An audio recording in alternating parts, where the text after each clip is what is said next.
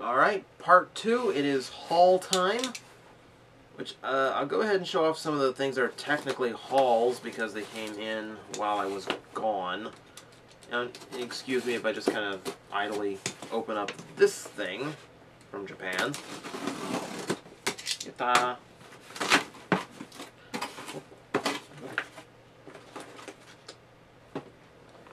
Tyranno Ranger. Pretty.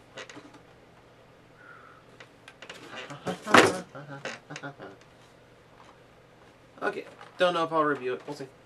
Because I already reviewed Dragon Ranger, so it might be a lot more of the same. Yeah. So, I'll go ahead and say this just for the people who just tuned in for the haul video. The Metrocon vlog basically explains everything I'm going to be showing off, all the stuff I caught, all the things I'll be doing, how big everything was.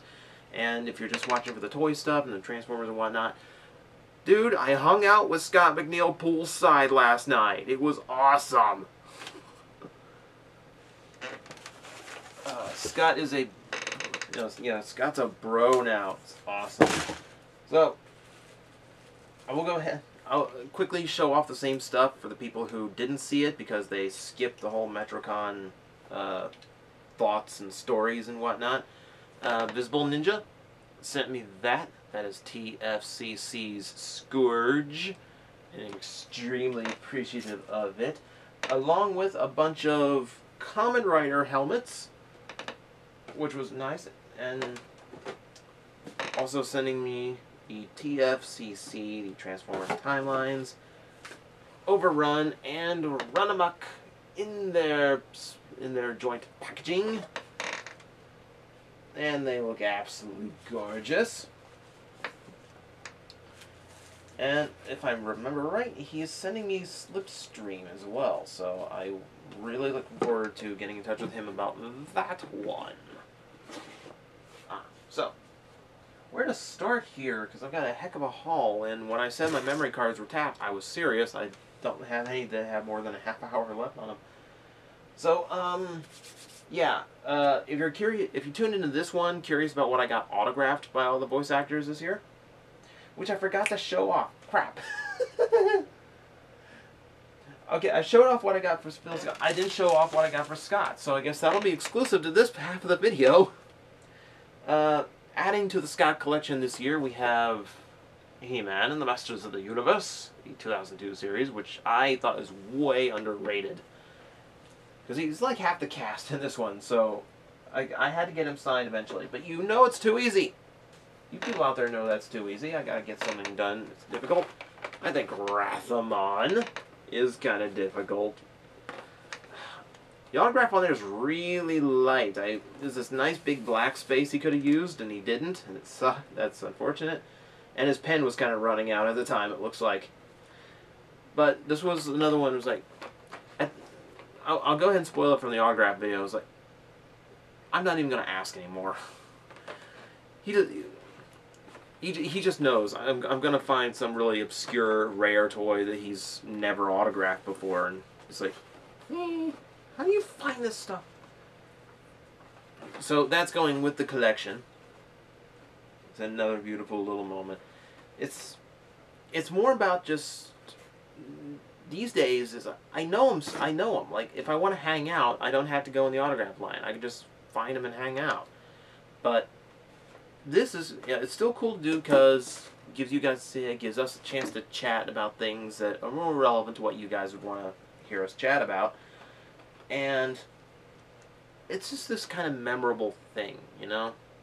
It's just it's almost 5 years to the day that I first met Scott and started off doing these really random autograph things. And it stuck. Sometimes it actually kind of stuck, which is cool. And now I have to continually find ways of topping myself, which reminds me, if I have any fans in Germany watching, because I've got fans all over the world, I know, I've heard from you people. If you know how to find any Adventures of T-Rex toys, I need the green one.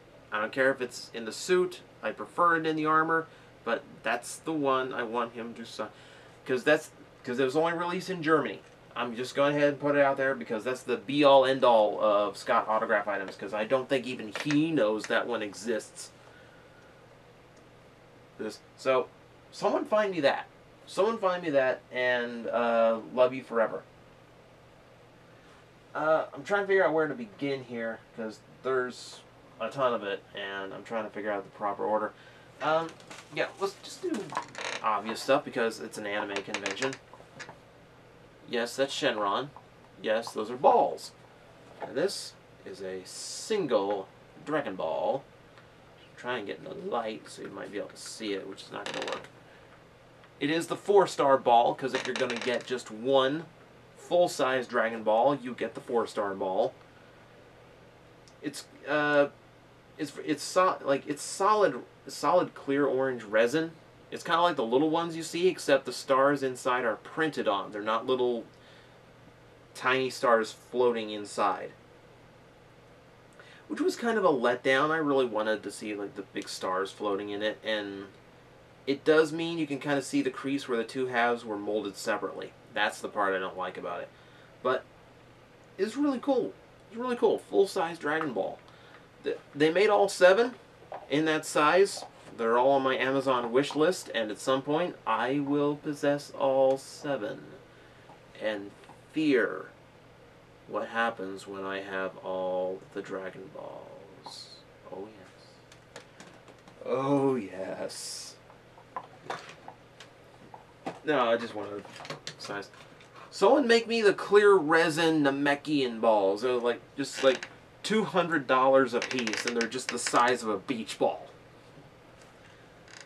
I know they make plush ones that big, but resin, plastic, like bowling. Why has no one made a Dragon Ball bowling ball? God, that's so perfect.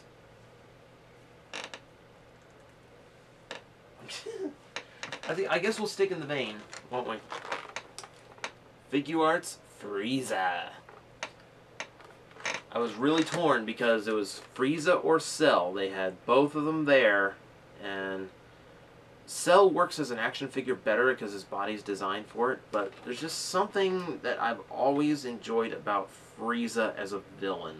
Because everyone after Frieza was designed or programmed in some way to be evil.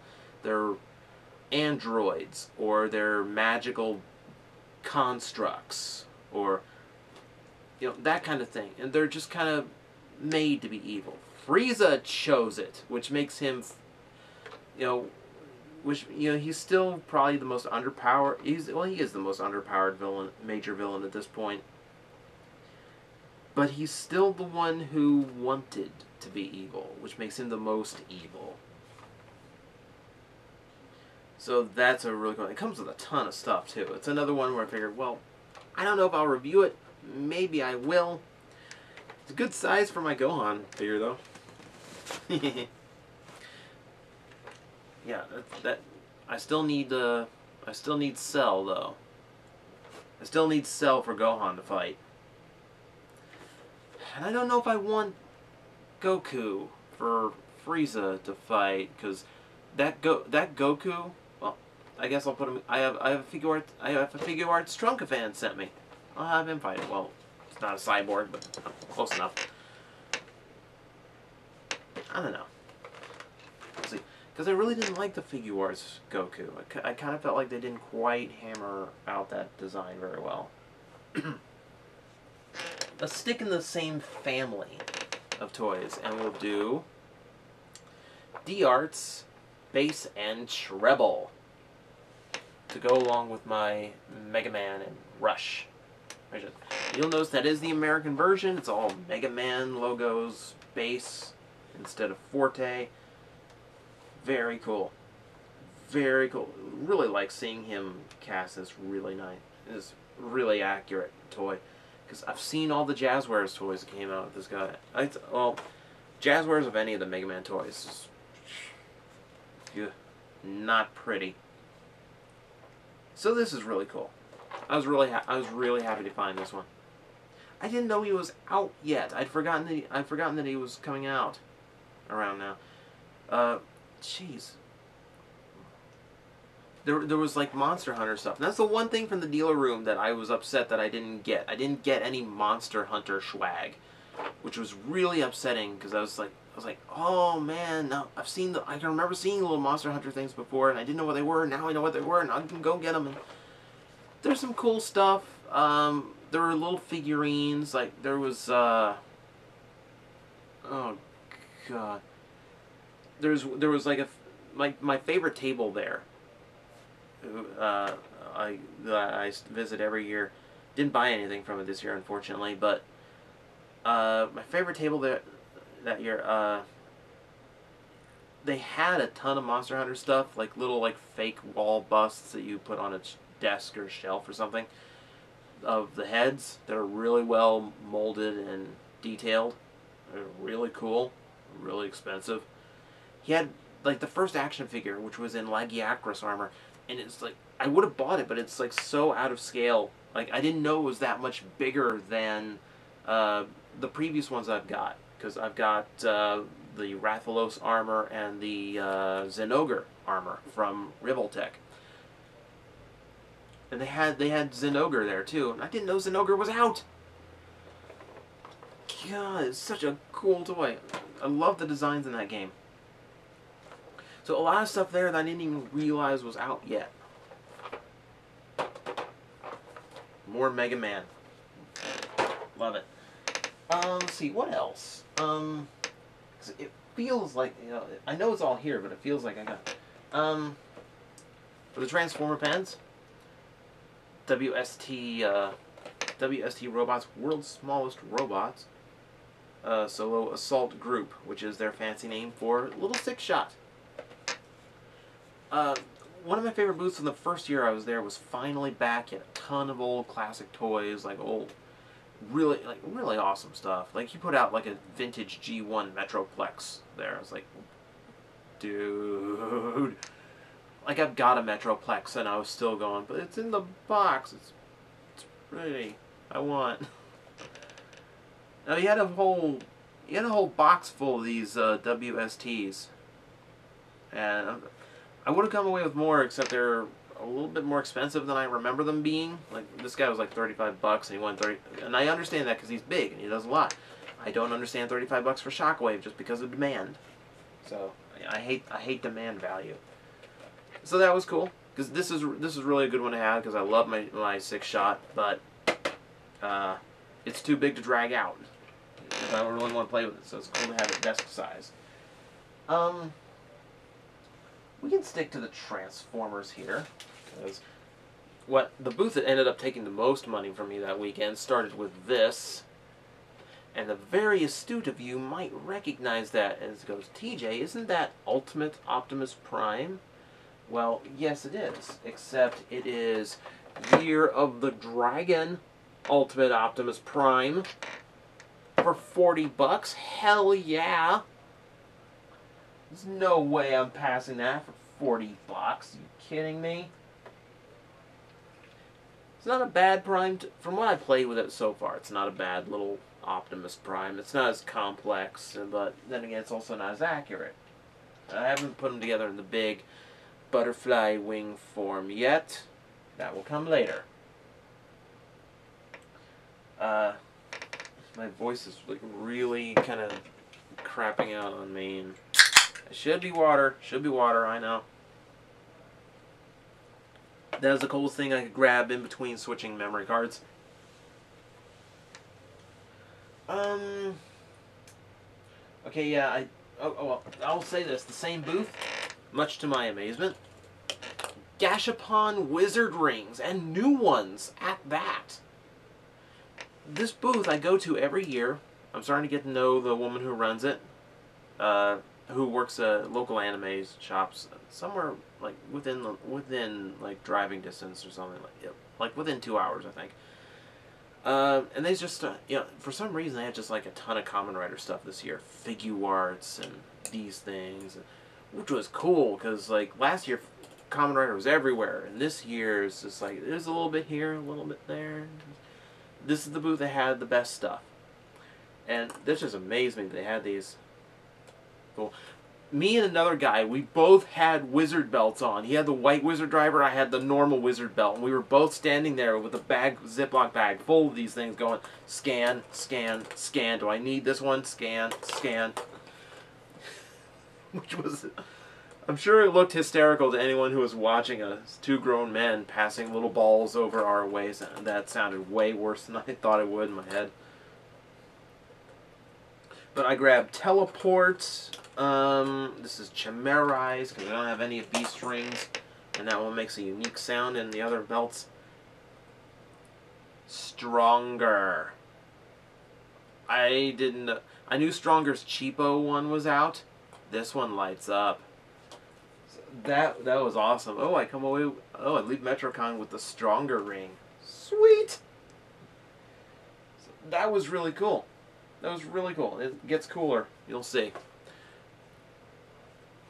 I'm trying to decide what to pick next here to show off, and there's just some things where it's an impulse purchase, you know? It's there, and it's way cheaper than you've seen elsewhere, and, you know, it's a discussable thing, you know? It has some, you know, and there's a point to getting it, and all that, and... I bought a pony, okay? Shut up! Yeah. It's the only one I'm getting, and only because it's derpy. Only because it was like 14 bucks. And I was like, no, I've seen those go for way more on eBay. And only because this is, okay, it's the Funko style one, so it's actually show accurate, and Hasbro would never make something like this. They would never make derpy. Just because. I figure, okay, fine, just one. You know, because it's there, it's cheap. I know a lot of friends who wish they had it, so for 14 bucks, hell yeah, I want it. Just, you know, just to make a few friends jealous, that's worth 14 bucks. But, you know, I did the vlog review. I did the TJ talks for Friendship is Magic, and I can agree. Okay, it's a good show. I see why people like it. I'm not joining your herd. No, I would never call myself a brony, but I will support you. I will support the bronies in the plight of Derpy, who is a very beloved character among fans and very neglected by the show because of a controversial nature, which is really way more of a big deal than they thought. They blew that so out of proportion. It says, it's just a wall-eyed pony. Doesn't make them any different. Though I did hear the original version of that episode. Like, the voice actress didn't do any favors by trying to make it a gender-neutral voice, because they didn't know if it was going to be male or female. So that kind of ruined everything, because that's what made Derpy look dumb, not the wall-eyed part. Just that stupid voice. Okay, so that's that. Yeah. I bought random things too. I bought really random things. Mace, buddy, from my wrestling podcast. I know you're watching. This is what it looks like. As the Sin Cara mask. I wanted to wear this to Gear Grappling, the wrestling show there. I forgot to do it. I really wish I did. Because they had them there, and it was cheap, you know, cheaper than I thought they'd be, and it's like, yeah, why not? It'll be funny to own. So yeah.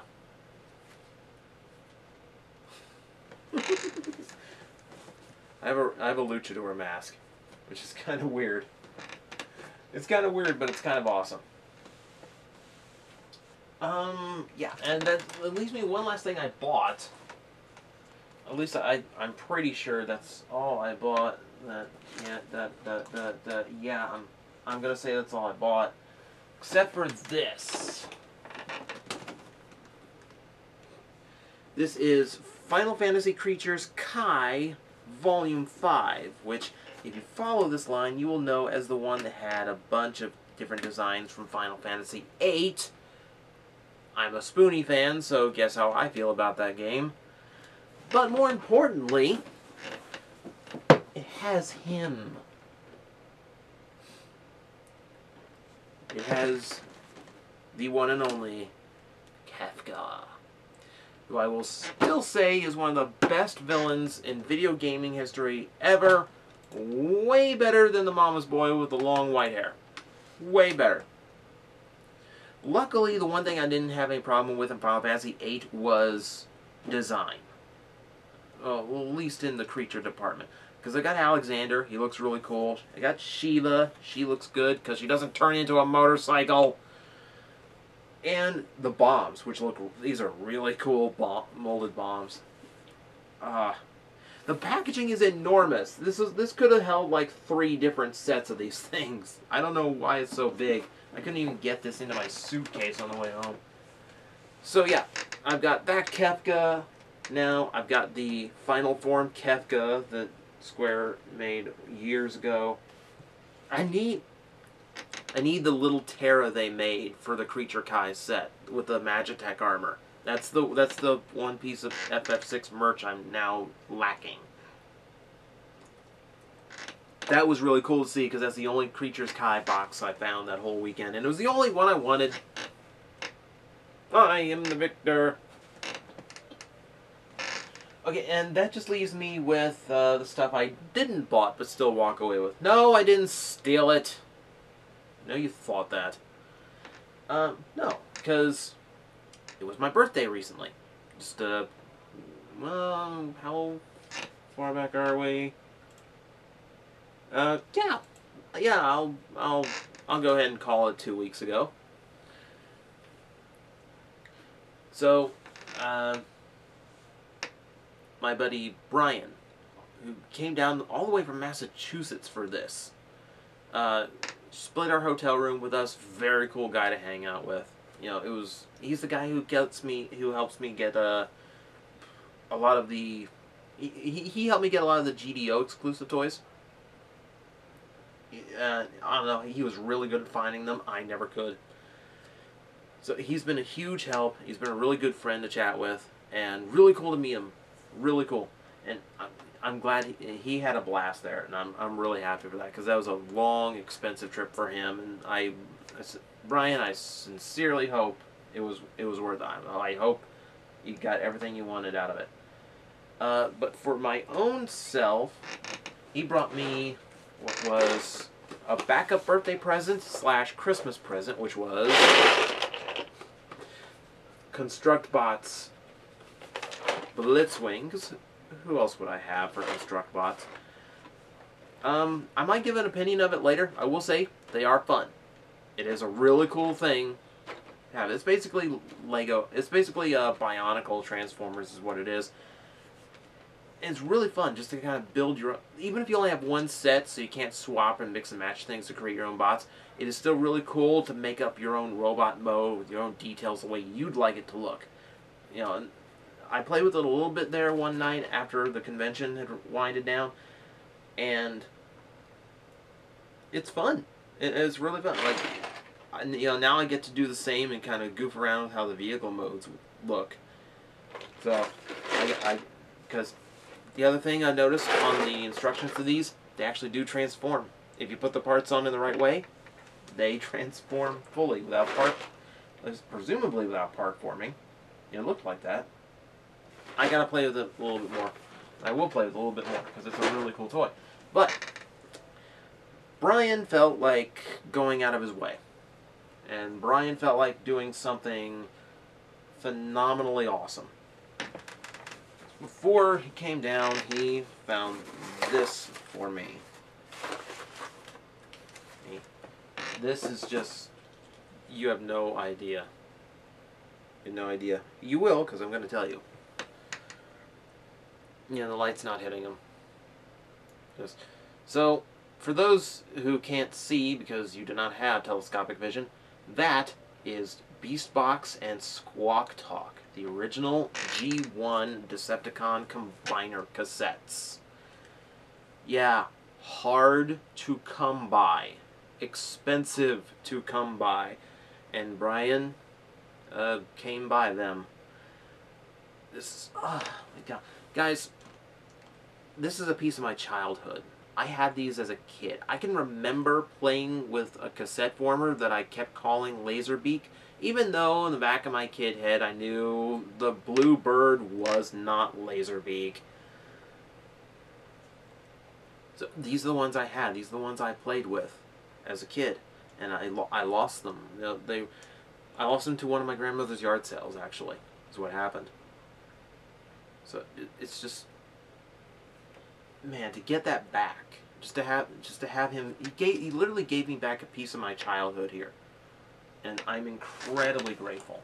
It's just extremely cool. Came with the weapons and everything. You know, this kind of confirmed my nostalgia, because some of these guns, I've got little toy bins in the storage room of this exact same gun. Broken, but it's the same gun. So I know I'm not just making up in my head. I did have them as a kid. I have them again. Brian, you are awesome. Thank you. Thank you so much. And then I think Danielle felt threatened. That's my best guess, is that Danielle felt threatened by how awesome the cassettes were. So she tried to top that. First off, well, she found one of the few Agito things that entire place had. So that's a little vinyl of Kamen Rider Agito Shining Form.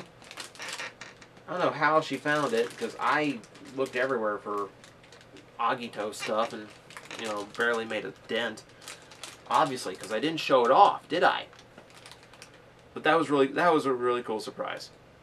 Doesn't really match up the Beast Box and Squawk Talk, though, does it? No, she knew that too. Yeah, she knew that too.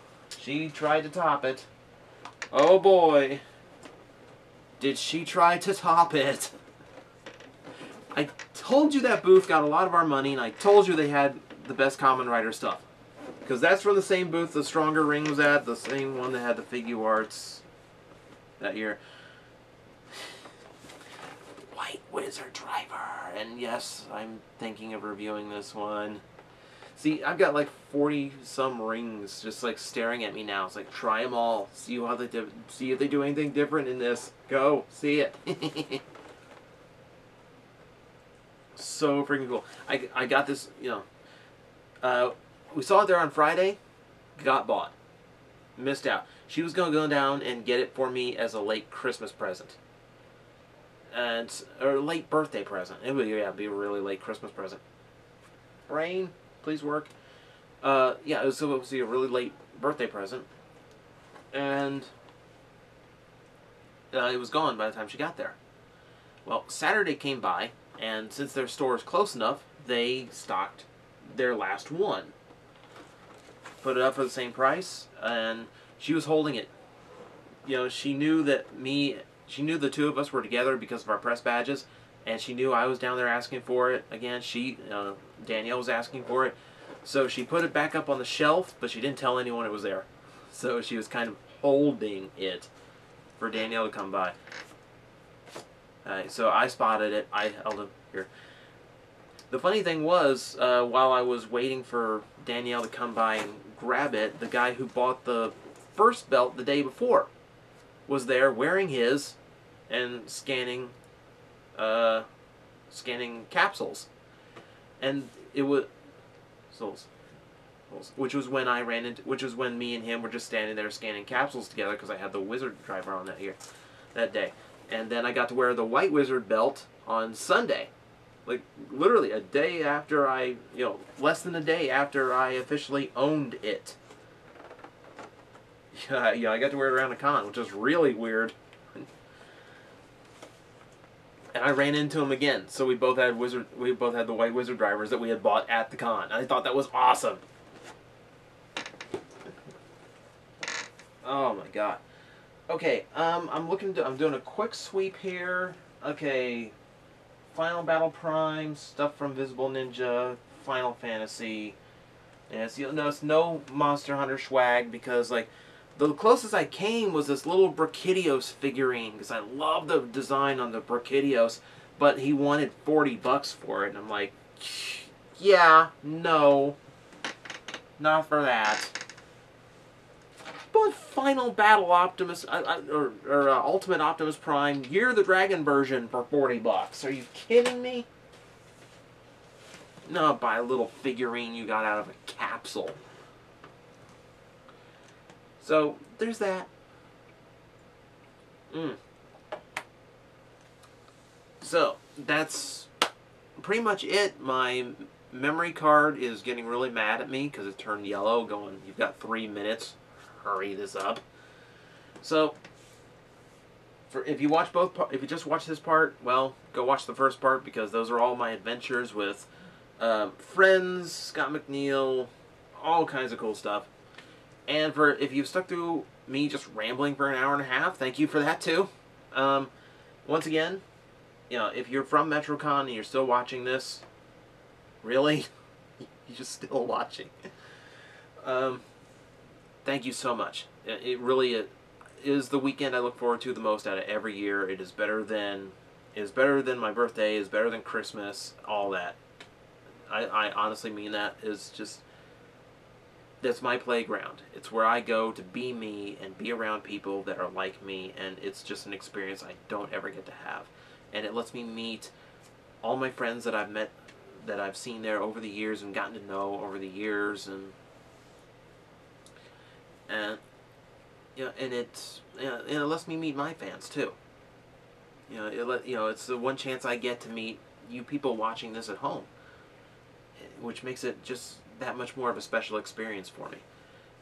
And I honestly say this year was my favorite year of them all, between events, the people, all the friendships, everything just made it so amazing.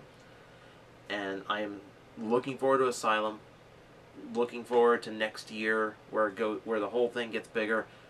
Really looking forward to going 4 days. Really looking forward to it. All that said, I need a coma right now. So I'm going to go pass out, and then I'm going to wake up. I'm going to start editing like 100 gigabytes worth of footage.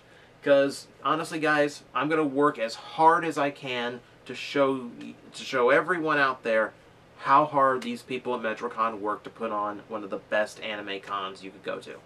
So, stay tuned. There's so much on the way. So much on the way. And I gotta get to it, like, right away. See you guys later.